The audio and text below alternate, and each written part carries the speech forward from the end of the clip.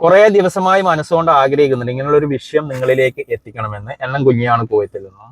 Kuwait പഴയതുപോലെ ഒന്നല്ല. ഇവിടുത്തെ നിയമം വളരെ കർശനമാണ്. നമ്മൾ രാജ്യത്ത് നിൽക്കുമ്പോൾ അവിടുത്തെ നിയമങ്ങളൊക്കെ പാലിച്ച് ഉൾക്കൊണ്ട് മാത്രമേ നമുക്ക് അവിടെ ജീവിക്കാൻ വേണ്ടിയിട്ട് പറ്റത്തുള്ളൂ. ഞാൻ പറഞ്ഞു വരുന്നത്, ഞാൻ ആരെയും ഉപദേശിക്കാനോ ഒന്നും ഞാൻ ആരുമല്ല. അതായത് ഒന്ന് രണ്ട് ആൾക്കാർക്കുള്ളായ അനുഭവം ഞാൻ നിങ്ങളിലേക്ക് എത്തിക്കുന്നു എന്ന് മാത്രം. ഇത് മറ്റൊരാൾക്ക് വരാതിരിക്കട്ടെ എന്ന് വിചാരിച്ചത് കൊണ്ട് മാത്രമാണ്. നമ്മളിവിടെ കുവൈത്തില് ഇപ്പൊ നമ്മളുടെ സിവിൽ ഐ ഡി വെച്ചിട്ട് നമ്മൾ മറ്റൊരാൾക്ക് ടെലിഫോൺ എടുത്ത് കൊടുക്കാറുണ്ട്. അതുപോലെ തന്നെ അടവിന് എന്തെങ്കിലും സാധനങ്ങൾ എടുക്കാറുണ്ട്. അതുപോലെ തന്നെ പോസ്റ്റ് പെയ്ഡ് സിം കാർഡ് എടുത്ത് കൊടുക്കാറുണ്ട്. ഇങ്ങനെയൊക്കെ ചെയ്യുന്ന ഒരുപാട് ആൾക്കാരുണ്ട്. ഇതൊക്കെ ചെയ്തിട്ട് ലാസ്റ്റ് ആൾ ഒന്നെങ്കിലും ഇരുന്ന് എന്തെങ്കിലും കാരണവശാലും ആ എടുത്ത ആള് ഡീപ്പോർട്ടായി, അതല്ലെന്നുണ്ടെങ്കിൽ മറ്റേതെങ്കിലും രാജ്യത്തേക്ക് ജോലി കിട്ടിപ്പോയി. സുഹൃത്തുക്കളായിരിക്കാം, ഒന്നിച്ച് താമസിച്ച ആൾക്കാരൊക്കെ ആയിരിക്കാം.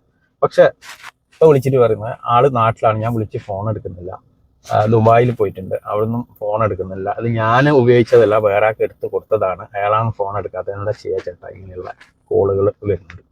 അപ്പോൾ പ്രിയപ്പെട്ട സുഹൃത്തുക്കളെ, ഇങ്ങനെ നമ്മളൊരു സിവിൽ ഐ ഡി വെച്ചിട്ട് നമ്മൾ മറ്റൊരാൾക്ക് ഒരു കാര്യം ചെയ്തു കൊടുക്കുമ്പോൾ അതിന് എന്തെങ്കിലും അടവിനെടുക്കുന്നതോ അല്ലെങ്കിൽ ഫോണോ അല്ലെങ്കിൽ ഇതോ പോസ്റ്റ് പെയ്ഡ് സിം കാർഡ് എന്തൊക്കെ എടുക്കുമ്പോൾ നിങ്ങൾ ഒന്നും കൂടി ചിന്തിച്ചിട്ട് കാര്യങ്ങൾ ചെയ്യുക.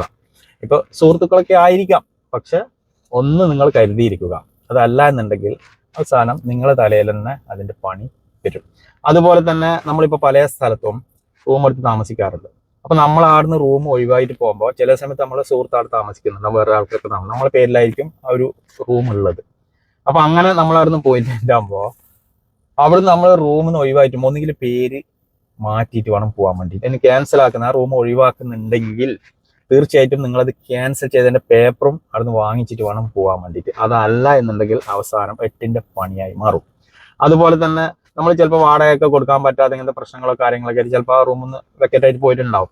അങ്ങനെ പോയി കഴിഞ്ഞാൽ തീർച്ചയായിട്ടും ആ ബിൽഡിങ്ങിന്റെ അവര് നമ്മളെ പേരിലേക്ക് കേസ് ഇടും. പിന്നെ ഇതൊക്കെ നമ്മൾ അവസാനം അറിയുന്നത് അത് വിധിയായി, അതിന്റെ നോട്ടിഫിക്കേഷൻ ഇത്ര ഫൈൻ ഉണ്ട് എന്നുള്ളത്.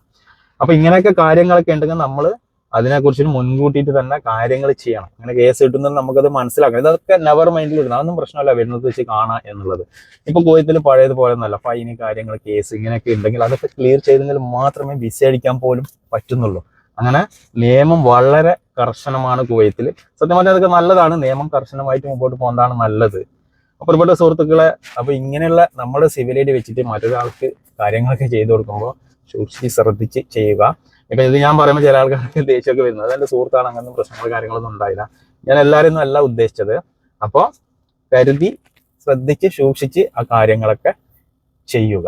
അതുപോലെ തന്നെ വണ്ടി എന്ന് വെച്ചെങ്കിൽ ഞാനിപ്പോൾ എനിക്ക് 2 വണ്ടിയും ഞാൻ എൻ്റെ ഒരു സുഹൃത്തിന് ഓടിക്കാൻ വേണ്ടിയിട്ട് കൊടുക്കുന്നുണ്ട്.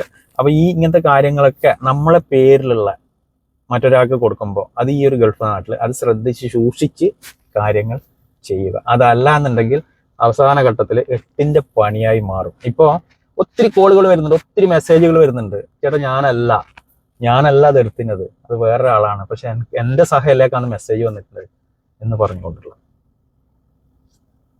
അപ്പൊ എല്ലാവരോടും സ്നേഹം മാത്രം.